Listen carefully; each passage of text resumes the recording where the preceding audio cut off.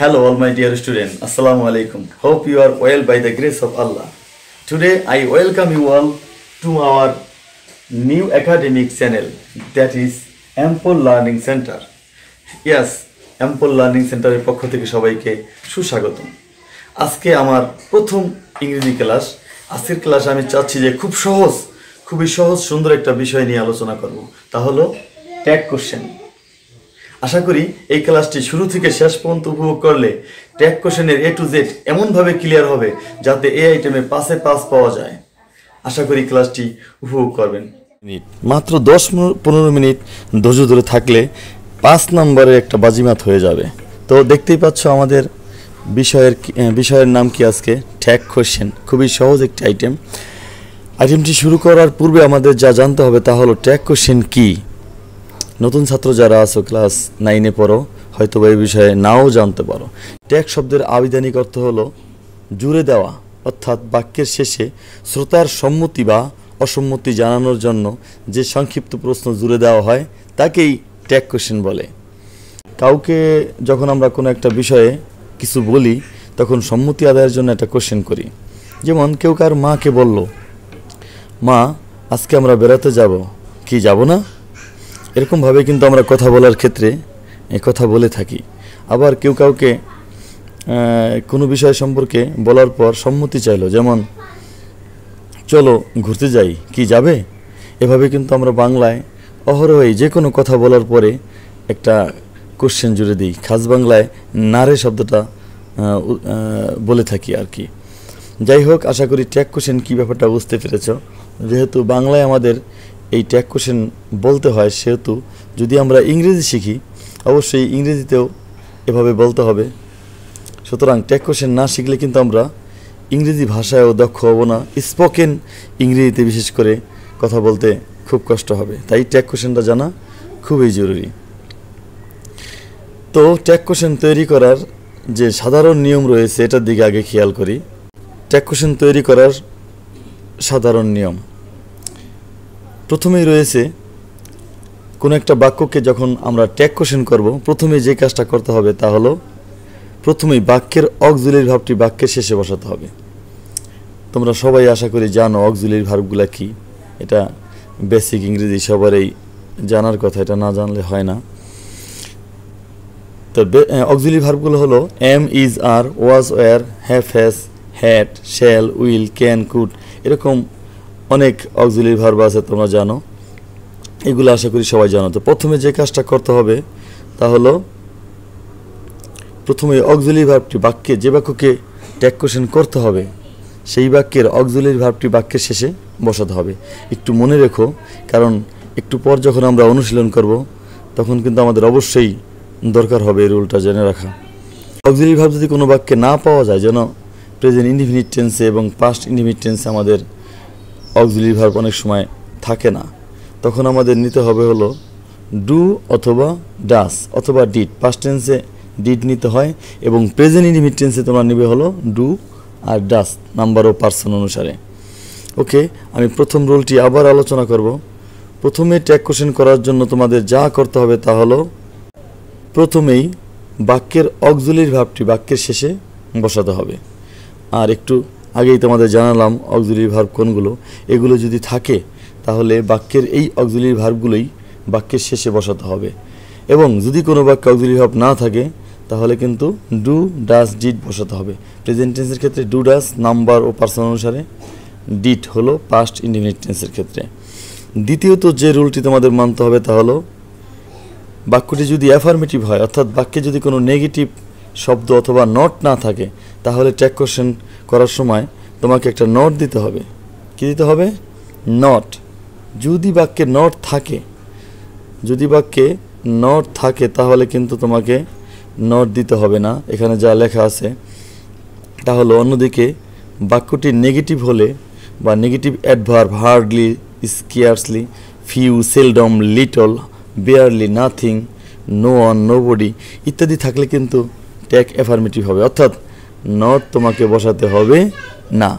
যদিও tag question করার সাধারণ নিয়ম হলো বাক্যটি যদি অ্যাফার্মেটিভ হয় তাহলে ট্যাগ কোশ্চেন করার সময় নট দিতে হয়, কিন্তু আবার যদি বাক্যে নট থাকে তাহলে কিন্তু নট দিতে হবে না।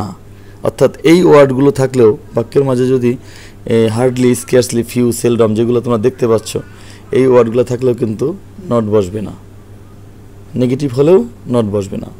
তো তৃতীয়ত যেই কথাটি তোমাদের মানতে হবে তা হলো, কি দেখতে পাচ্ছ, বাক্যের শেষে সাবজেক্ট বা সেন্টেন্সের যে সাবজেক্ট থাকে ওই সাবজেক্টটার প্রোনাউন বসাতে হবে। যেমন যদি বাক্যের সাবজেক্ট থাকে রহিম, তাহলে হি বসাতে হবে। যদি বাক্যের সাবজেক্ট থাকে করিম, হি বসাতে হবে। একটা মেয়ের নাম থাকলে সি বসাতে হবে। আশা করি তোমরা এই বেসিকটাও জানো। প্রোনাউন কি? প্রোনাউন হলো সাবজেক্টের পরিবর্তে যা বসে তাই হলো প্রোনাউন। এখানে বিশেষ একটি রুল দেওয়া আছে, একটু খেয়াল করে দেখো। বাক্যের সাবজেক্ট যদি তোমরা এইগুলি পাও, দেখো তো কি দেখতে পাচ্ছ, everybody, everyone, somebody, someone, nobody, no one, এইগুলো যদি সাবজেক্ট হিসাবে পাও তাহলে কিন্তু প্রোনাউন হিসাবে কি লিখতে হবে? দে। প্রোনাউন হিসাবে তখন দে বসবে। যদি তোমরা সাবজেক্ট হিসাবে everybody, everyone, somebody, someone, nobody, no one, people এগুলো সাবজেক্ট পাও তাহলে প্রোনাউন বসবে দে। আশা করি বুঝতে পেরেছো। আমি তিনটা রুল আবার তোমাদের দেখিয়ে দিচ্ছি। প্রথমেই বাক্যের অক্সিলারি ভার্বটি বাক্যের শেষে বসাতে হয়। বাক্যের অক্সিলারি ভার্বটি বাক্যের শেষে বসাতে হবে। অক্সিলারি ভার্বগুলো কি কি?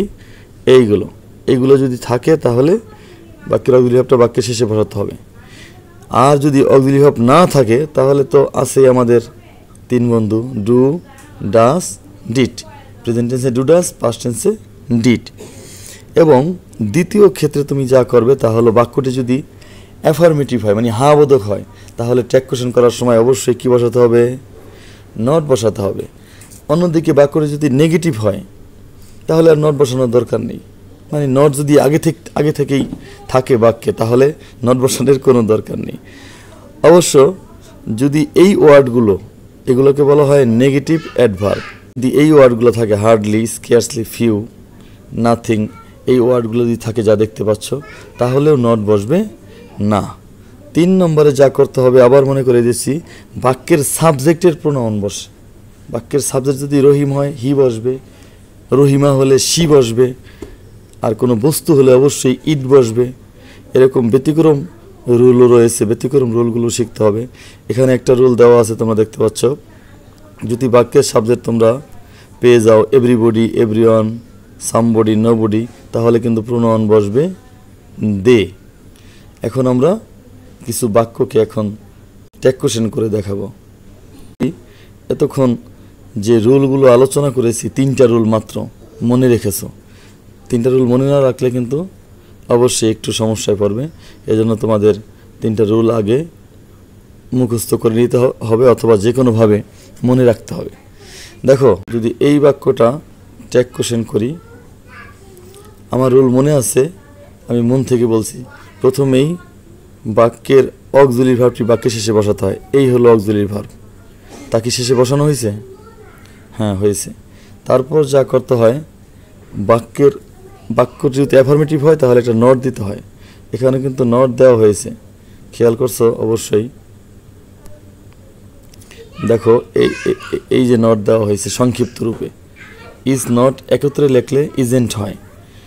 তারপরে বলা হয়েছে যে বাক্যের সাবজেক্টটাকে শেষে প্রোনাউন করে বসাতে হয়। তো এখানে সাবজেক্ট আছেই প্রোনাউন, এজন্য আর প্রোনাউন করার দরকার নেই। হি আছে, হি বসে গেছে। ওকে, তারপর আমরা দ্বিতীয় উদাহরণটি আবার খেয়াল করে দেখি। এখানে যা রয়েছে তা হলো everybody is nostalgic in life. এই পর্যন্ত ছিল বাক্য, everybody is nostalgic in life. Tag question যদি করা শুরু করি আমাদের সেই আগের রুল অনুসারে, যে রুল আমরা একটু আগে 3টা রুল দেখলাম, 3টা ধাপ যদি অনুসরণ করি, প্রথমে কি বলা হয়েছিল? অবশ্যই প্রথমে বলা হয়েছিল বাক্যটির অক্সিলারি ভার্বটি বাক্যের শেষে বসবে। দেখো, এখানে অক্সিলারি ভার্ব কি রয়েছে? ইজ। এখানে কিন্তু আর বসানো হয়েছে। মনে করো এখানে ইজ বসবে, আমার রুল অনুসারে মনে করো ইজ বসবে, আমি ইজই বসাইলাম। হ্যাঁ, প্রথমে আছে বাক্যের অক্সিলারি ভার্বটি বাক্যের শেষে বসবে, বসানো হলো। রুল 2 কি ছিল? 2 নম্বর কি ছিল? রুল 2 ছিল বাক্যটি যদি অ্যাফার্মেটিভ হয় তাহলে নট বসাতে হয়, অবশ্যই এই বাক্যটি কিন্তু খেয়াল করে দেখো অ্যাফার্মেটিভ রয়েছে। এই বাক্যে কোনো নট নেই এবং এই বাক্যের মধ্যে কোনো নেগেটিভ অ্যাডভার্ব যেগুলোকে দেখানো হয়েছিল সেলডম, হার্ডলি, ফিউ, লিটল, এই অ্যাডভার্বও নেই। তার মানে এটা অ্যাফার্মেটিভ। এখানে আমাদের কী দিতে হবে? অবশ্যই এখানে আমাদের একটা নট দিতে হবে। তো প্রথমে কি? ইজ, তারপর কি? নট। নট থাকলে অবশ্য দিতাম না, এটা নেগেটিভ থাকলে আমরা অ্যাফার্মেটিভ করতাম। তারপর 3 নম্বর রুল কি পড়েছি বলো? 3 নম্বর রুল পড়েছিলাম যে বাক্যের সাবজেক্ট যেটা আছে এটার প্রোনাউন বসে। যেমন সাবজেক্ট যদি রহিম থাকে আমরা বসাতে পারি হি, রহিমা থাকলে শি, কোনো বস্তু থাকলে, একটা বস্তু থাকলে ইট, অথবা যদি বেশি বস্তু থাকে বা বেশি মানুষ থাকে তাহলে আমরা বসাতে পারি দে। কিন্তু একটু আগে একটা রুল দেখলাম, যে রুলটা এখনও স্ক্রিনে ভেসে আছে, দেখো, যদি এইগুলা সাবজেক্ট হিসাবে থাকে তাহলে কিন্তু প্রোনাউন বসাতে হয় দে। এখানে এভরিবডি রয়েছে, এখানেও এভরিবডি রয়েছে, অর্থাৎ এভরিবডি থাকলে প্রোনাউন কি বসে? প্রোনাউন দে বসে। এ কারণে কিন্তু এখানে এভরিবডির পরিবর্তে দে বসাতে হবে। তাহলে আমাদের কি হলো? Is not they. Is not they কিন্তু একেবারেই বেমানান একটা ব্যাপার। ইজ নট দে হতে পারে না, কারণ দে হলো প্লুরাল আর ইজ হলো সিঙ্গুলার। এজন্যই এখানে বাক্যে ইজ থাকা সত্ত্বেও ইজ না এনে ইজের যে একটা ভাই আছে প্লুরাল নাউন প্রোনাউনের জন্য বসে, তাকেই কিন্তু আনা হয়েছে। এরকম দিয়ে একটা ব্যতিক্রম ট্যাগ কোশ্চেন তোমরা পেতে পারো। হ্যাঁ, নিয়মে যদিও অক্সিলিয়ারি ভার্ব যা থাকে তাই আনতে হয়, কিন্তু সাবজেক্টের ব্যতিক্রমের কারণে, সাবজেক্ট যেহেতু এভরিবডি থাকলে দে বসে, সেহেতু এভরিবডির কারণে দে বসাইছি। এখন ইজ আর দে দুইটা সাংঘর্ষিক, সিঙ্গুলার প্লুরাল হয়ে যায়। এজন্য আমাদের ইজের পরিবর্তে আর আনতে হবে এখানে। এই কারণেই মূলত আর নট দে আনা হয়েছে। ঠিক আছে, আমরা এখন আরও কয়েকটি বাক্য অনুশীলন করব। তার পূর্বে আমরা রুলটি আরও একবার তোমাদের খেয়াল করে দিতে চাই। প্রথমেই কী ছিল রুল? প্রথমেই বাক্যের অক্সিলিয়ারি ভার্বটি বাক্যের শেষে বসাতে হয়। আর অক্সিলিয়ারি ভার্বগুলো কী কী? এইগুলো। যদি কোনো বাক্যে অক্সিলিয়ারি ভার্ব না পাওয়া যায় তাহলে অক্সিলিয়ারি ভার্বের হিসেবে ডু, ডাস, ডিড টেন্স অনুসারে নিতে হয়। প্রেজেন্ট টেন্সে ডু, ডাস, আর পাস্ট টেন্সে ডিড। দ্বিতীয়ত যা করবে তা হলো, যে বাক্যটি ট্যাগ কোশ্চেন করবে সেই বাক্যটি যদি অ্যাফার্মেটিভ হয় তাহলে ট্যাগ কোশ্চেন হবে নেগেটিভ, মানে নট বসাতে হবে। কী বসাতে হবে? নট বসাতে হবে।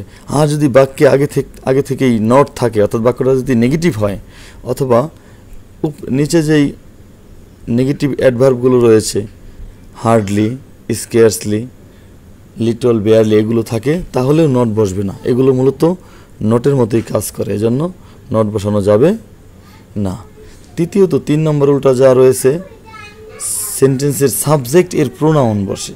সেন্টেন্সের সাবজেক্ট এর প্রোনাউন বসে।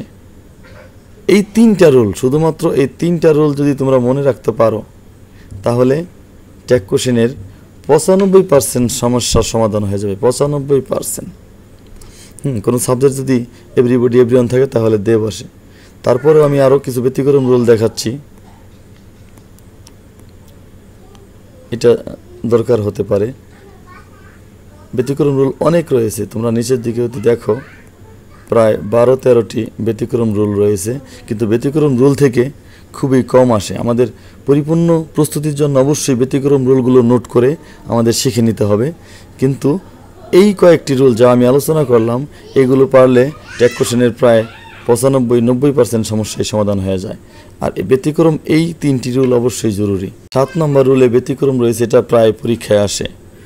যে বাক্যটা ট্যাগ কোশ্চেন করা হবে সেই বাক্যটা যদি লেটস দিয়ে শুরু হয়, লেটস অথবা লেট দিয়ে শুরু হয়, তাহলে ট্যাগ কোশ্চেন হবে শ্যাল উই। এটা আমাদের মনে রাখতে হবে।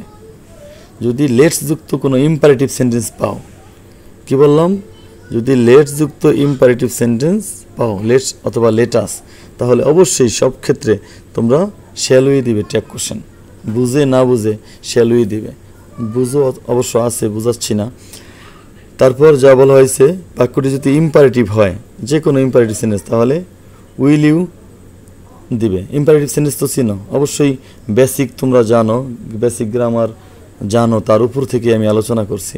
বেসিক গ্রামার অবশ্যই জানতে হবে। ইম্পারেটিভ সেন্টেন্স হলে উইলই বসাতে হবে, মাঝে মাঝে ওন্ট মানে উইল নট বসানো যায়। এই যে এখানে উদাহরণ রয়েছে। হুযুক্ত কোনো বাক্য দিয়ে বাক্য শুরু হলে তাহলে ট্যাগ কোশ্চেন হবে ডুডে। এখন আমরা কয়েকটা বাক্য ট্যাগ কোশ্চেন করব। এখানে একটু আগে এটা করা হয়েছে, আমরা অবশ্যই পরেরটা করব, বি নাম্বার করব।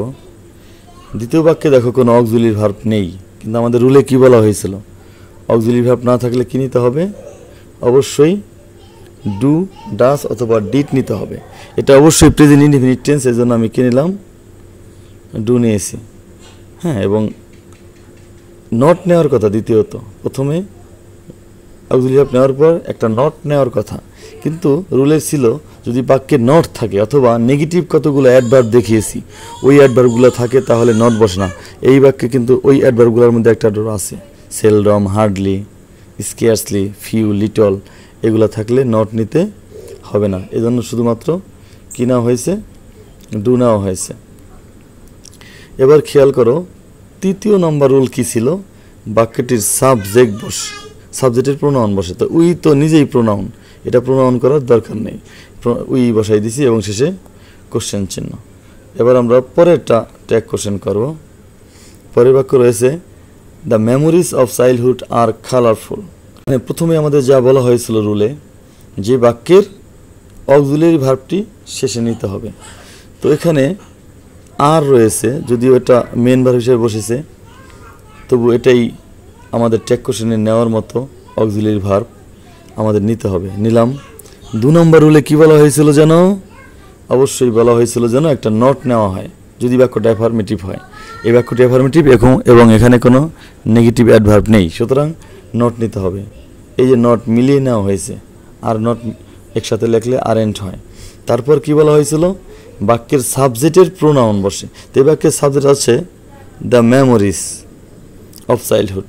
তো মেমোরিজ এই বাক্যটা, এই সাবজেক্টটা অবশ্যই বস্তুবাচক, যার প্রোনাউন ইট হওয়ার কথা, প্রোনাউন ইট হয়, কিন্তু এখানে মেমোরিজটা প্লুরাল, মেমোরিজের সাথে এস বা ইএস যোগ আছে দেখা যায়, সুতরাং এটা একটা প্লুরাল সাবজেক্ট। প্লুরাল সাবজেক্টের প্রোনাউন কি হয়, দে হয়, এজন্য দে নেওয়া হয়েছে।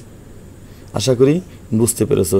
ক্লাস দীর্ঘায়িত করব না, আমার যেটা দেওয়ার ছিল, যেই বিষয়টার মূলত বোঝানোর ছিল, সেটা আমি খুব সুন্দরভাবে আলোচনা করতে চেষ্টা করেছি। আশা করি এই 3টা রুল, শুধুমাত্র এই 3টা রুল যদি ফলো করা হয় এবং মনে রাখা হয়, 90% ট্যাগ কোশ্চেনের সমস্যার সমাধান হয়ে যাবে।